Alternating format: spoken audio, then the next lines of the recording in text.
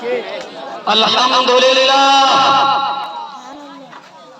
لله الذي جعل المساجد منابع النور والمدارس مصادر العلم والمنابر مصابيح الهدى وأمرنا بالإصلاح ونهانا عن الإفساد. أما بعد فأعوذ بالله من الشيطان الرجيم. بسم الله الرحمن الرحيم. إنما يعمر مساجد الله من آمن بالله واليوم الآخر. مسجد میں عبادت کا جمال، مسجد میں عبادت کا جمال، مدرسہ میں تعلیم کا کمال، ممبر سے ملا اصلاح حال، ممبر سے ملا اصلاح حال، بس یہی ہے امت کے لیے ڈھال.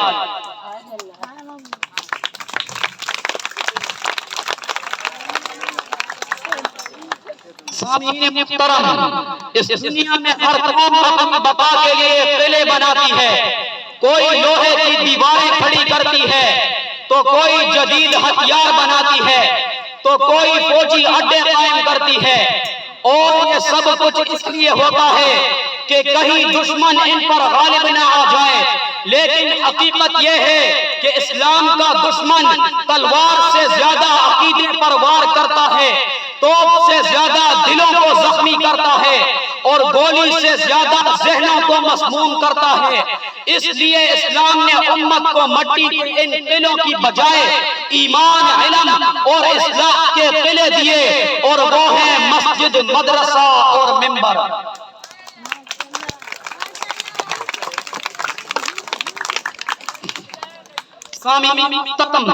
مسجد، مدرسہ اور ممبر.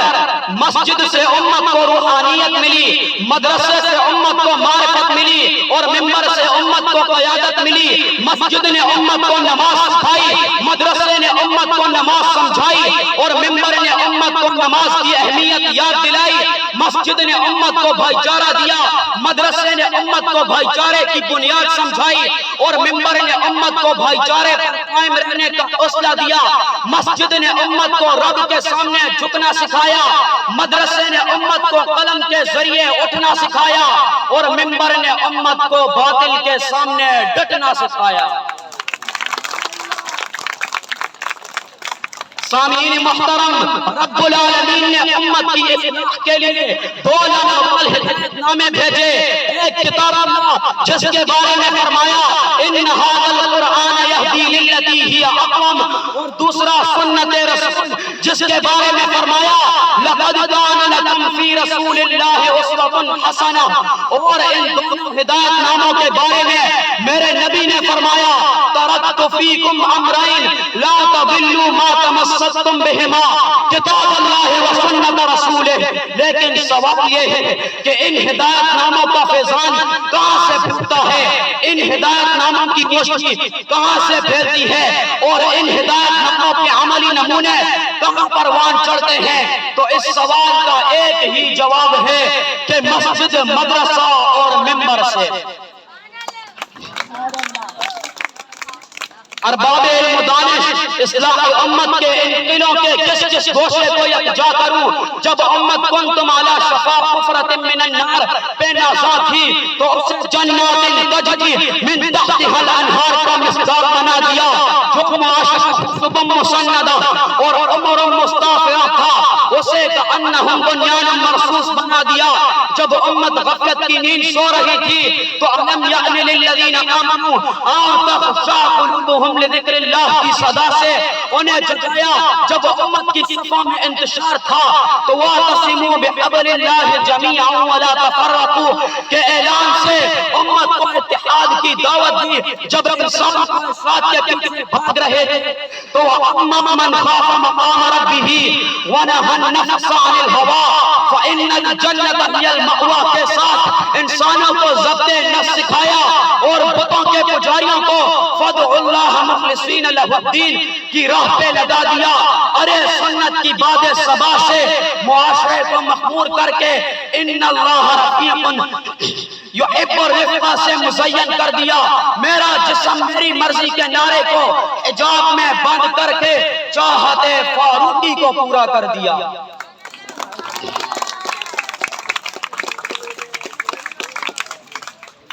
ان اباکم واحد وان ربکم واحد سے دعوت توحید دیکھیے، ارحموا من فی الارض یرحمکم من فی السماء کی ترغیب دیکھیے، المسلم اخو المسلم کا اعلان دیکھیے، خیر الناس من ینفع الناس کا انداز دیکھیے، الراشی والمرتشی کلاہما فی النار کی وعید دیکھیے، ان اکرمکم عند اللہ اتقاکم کا پیغام دیکھیے، الدین النصیحت کی جامعیت دیکھیے، من غشنا فلیس منا کی سختی دیکھیے، الجنت تحت اقدام الامہات کی عظمت دیکھیے، خیرکم من تعلم القرآن وعلمہ کا معیار دیکھیے، افشوا السلام کا پیغام دیکھیے، خیرکم خیرکم لأہلہ کا حسن دیکھیے، کلکم راع وکلکم مسئول عن رعیتہ کی ذمہ داری دیکھیے۔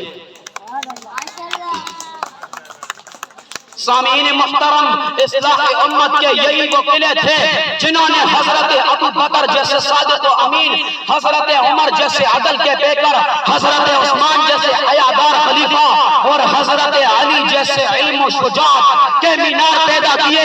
یہی وہ قلعے تھے جنہوں نے حضرت عبداللہ ابن مسعود کا فہم قرآن، حضرت معاذ ابن جبل کی فقاہت اور حضرت ابو ہریرہ کی ہزاروں حدیثیں امت تک پہنچائیں۔ پھر انہی دلوں سے وہ آفتاب اٹھے جنہیں دنیا امام ابو حنیفہ کے نام سے جانتی ہے، جنہوں نے فقہ کی بنیادیں رکھی۔ یہی وہ قلعے تھے جنہوں نے امام مالک کو جنم دیا، جن کی معطا آج بھی سنت کا مینار ہے۔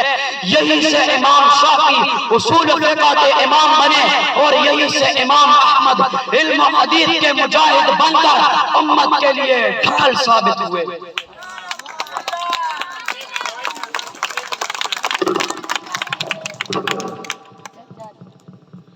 آگے چل کر انہی قلعوں نے امت کو امام بخاری اور امام مسلم جیسے محدثین دیے، جن کی کتابیں آج بھی سنت کا مینار ہے، جن کی کتابیں آج بھی ہدایت کا سرچشمہ ہے۔ انہی مراکز نے امام ترمذی، امام نسائی اور امام ابن ماجہ جیسے چراغ جلائے۔ اور مجھے کہنا پڑا، اگر یہ مساجد مدارس نہ ہوتے، اگر یہ مساجد مدارس نہ ہوتے، کہیں بھی جہاں میں مسلمان نہ ہوتے، بصورت بشر سب درندے ہی ہوتے، بصورت بشر سب درندے ہی ہوتے، کسی بھی جگہ اچھے انسان نہ ہوتے۔ اگر راہ دکھاتے نہ اہل مدارس، اگر راہ دکھاتے نہ اہل مدارس، جبینوں میں سجدے تڑپتے ہی رہتے، کسی کو بھی توفیق توبہ نہ ہوتی، کسی کو بھی توفیق توبہ نہ